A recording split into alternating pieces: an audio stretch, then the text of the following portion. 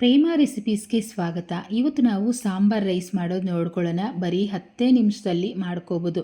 Taste ಅಂತೂ same bisibelebath ಥರನೇ ಇರುತ್ತೆ. ಒಂದು ಬೌಲಲ್ಲಿ 1 ಗ್ಲಾಸಷ್ಟು ರೈಸನ್ನು ಹಾಕ್ಕೊಳ್ತಾ ಇದ್ದೀನಿ.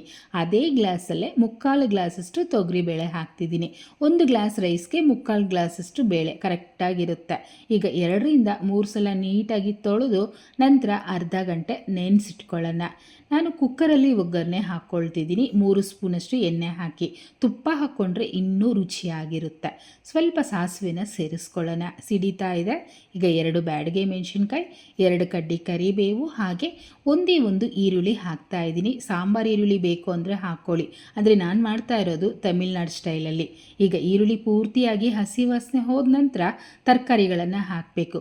2 ನಾಟಿ ಟೊಮೊಟೊ ಹಾಕ್ಕೊಳ್ತಿದ್ದೀನಿ, ಹಾಗೆ 2 ಕ್ಯಾರೆಟು, 2 ನವಿಲುಕೋಸನ್ನು ಕಟ್ ಮಾಡಿ ಸೇರಿಸ್ಕೊಳ್ತಾ ಇದ್ದೀನಿ. ಹಾಗೆಯೇ 6ರಿಂದ 7 ಬೀನ್ಸನ್ನು ಹಾಕ್ಕೊಳ್ತಾ ಇದ್ದೀನಿ. ನಾನು ಇಷ್ಟೇ ತರಕಾರಿ ಹಾಕ್ತಿರೋದು. ನೀವು ಬೇಕು ಅಂದರೆ ಬೇರೆ ತರಕಾರಿಗಳನ್ನು ಹಾಕ್ಕೊಂಡು ಮಾಡ್ಕೋಬೋದು. ಅವರೆಕಾಳು ಹಾಕ್ಬೋದು, ಬಟಾಣಿ ಹಾಕ್ಬೋದು, ಎಲ್ಲ ಚೆನ್ನಾಗಿರುತ್ತೆ. ಈಗ ಇದನ್ನೆಲ್ಲ ಚೆನ್ನಾಗಿ 1 ನಿಮಿಷನಾದರೂ ಫ್ರೈ ಮಾಡ್ಕೊಳ್ಳೋಣ. ಇದು ಫ್ರೈ ಆಗ್ತಿದ್ದ ಹಾಗೆಯೇ ನಾವು ನೆನೆಸಿಟ್ಟಿರೋ ಅಂಥ ತೊಗರಿಬೇಳೆ ಮತ್ತು ರೈಸನ್ನು ಹಾಕ್ಕೊಳ್ತಾ ಇದ್ದೀನಿ. ಸೇರಿಸ್ಬಿಟ್ಟು ಖಾರ ಹಾಕಬೇಕು. ನಾನು ಹೋಮ್ ಮೇಡ್ ಸಾಂಬಾರು ಪುಡಿ ಹಾಕ್ತಾ ಇದ್ದೀನಿ, 1/4 ಟೀ ಸ್ಪೂನಷ್ಟು. ಇದರಲ್ಲಿ ಖಾರ ಇರುತ್ತೆ, ಬೇರೆ ಖಾರ ಹಾಕೋ ಅವಶ್ಯಕತೆ ಇಲ್ಲ. ನೀವು ಬೇಕು ಅಂದರೆ MTR ಸಾಂಬಾರು ಪುಡಿ ಹಾಕ್ಕೋಬೋದು. ಅದು ಬೇಡ ಅಂದರೆ 1 ಸ್ಪೂನ್ ಅಚ್ಚ ಖಾರದ ಪುಡಿ, 1 ಸ್ಪೂನಷ್ಟು ಧನಿಯಾ ಪುಡಿ ಹಾಕ್ಕೋಬೋದು. ಚಿಟಿಕೆಯಷ್ಟು ಅರಿಶಿನೂ ಹಾಕ್ಬಿಟ್ಟು ಚೆನ್ನಾಗಿ ಒಂದ್ಸಲ ಮಿಕ್ಸ್ ಮಾಡ್ಕೊಳ್ಳಿ. ನಂತರ ಹುಣಸೆ ರಸನ ಹಾಕಬೇಕು. ಚಿಕ್ಕ ಗೋಲಿ ಗಾತ್ರದಷ್ಟು ಹುಣಸೆಹಣ್ಣನ್ನು ನೆನೆಸಿಟ್ಟು ರಸ ತೆಗೆದು ನಾನು ಹಾಕ್ಕೊಳ್ತಾ ಇದ್ದೀನಿ. ಉಪ್ಪು, ಹುಳಿ, ಖಾರ ಎಲ್ಲ ಕರೆಕ್ಟಾಗಿ ಹಾಕ್ಕೊಂಡ್ಬಿಟ್ರೆ ಸಾಂಬಾರ್ ರೈಸ್ ತಿಂತಾ ಇದ್ರೆ ಎಷ್ಟು ರುಚಿಯಾಗಿರುತ್ತೆ ಅಂತೀರ. ಖಂಡಿತ ನಾನು ತೋರಿಸೋ ಮೆಥಡಲ್ಲಿ ಒಂದ್ಸಲ ನೀವು ಟ್ರೈ ಮಾಡಿ ನೋಡಿ. ಈಗ ಪೂರ್ತಿಯಾಗಿ ಮಿಕ್ಸ್ ಮಾಡ್ಕೊಳ್ಳೋಣ. ಎಲ್ಲ ಇಂಗ್ರೀಡಿಯೆಂಟ್ಸು ಹಾಕಿದಾಗಿದೆ. ನೀರು ಮತ್ತು ಉಪ್ಪು ಹಾಕಬೇಕಷ್ಟೆ.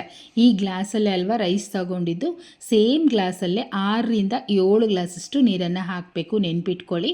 ತುಂಬ ಸಾಫ್ಟಾಗಿ ಬೇಕು ಅಂದರೆ 7 ಗ್ಲಾಸಷ್ಟು ಹಾಕ್ಕೊಳ್ಳಿ. ಸ್ವಲ್ಪ ಬಿಡಿಬಿಡಿಯಾಗಿ ಬೇಕು ಅಂದರೆ 6 ಗ್ಲಾಸಷ್ಟು ಹಾಕ್ಕೊಳ್ಳಿ.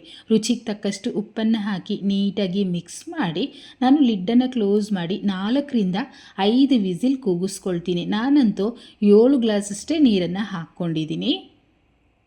ನೋಡಿದ್ರಲ್ಲ ಎಷ್ಟು ಮೃದುವಾಗಿ ತುಂಬ ಚೆನ್ನಾಗಾಗಿದೆ. ನಿಮ್ಗಿನ್ನೂ ಸಾಫ್ಟ್ ಆಗಬೇಕು ಅಂದರೆ ಬಿಸಿ ಬಿಸಿ ಇರೋವಾಗಲೇ ಸ್ಪೂನಲ್ಲಿ ಸ್ವಲ್ಪ ಮ್ಯಾಶ್ ಮಾಡ್ಕೊಂಬಿಡಿ. ನೋಡಿ ನಾನು ಮಾಡ್ತಿದ್ದೀನಲ್ವ ಆ ರೀತಿ ಸ್ವಲ್ಪ ತುಪ್ಪ ಹಾಕ್ಬಿಟ್ಟು ಈ ರೀತಿ ಮ್ಯಾಶ್ ಮಾಡಿ ಮಕ್ಕಳಿಗೆ ಹಾಕ್ಕೊಟ್ಬಿಟ್ರೆ ತಟ್ಟೆ ಪೂರ್ತಿ ಫಟಾಫಟ್ ಅಂತ 10 ನಿಮಿಷದಲ್ಲಿ ಖಾಲಿ ಮಾಡ್ತಾರೆ. ಇನ್ನೂ ಬೇಕು ಅಂತ ಕೇಳ್ತಾರೆ, ಅಷ್ಟು ರುಚಿಯಾಗಿರುತ್ತೆ. ಹಾಗೆ ಲಂಚ್ ಬಾಕ್ಸ್ಗೂ ಕೊಟ್ಟು ಕಳಿಸ್ಬೋದು.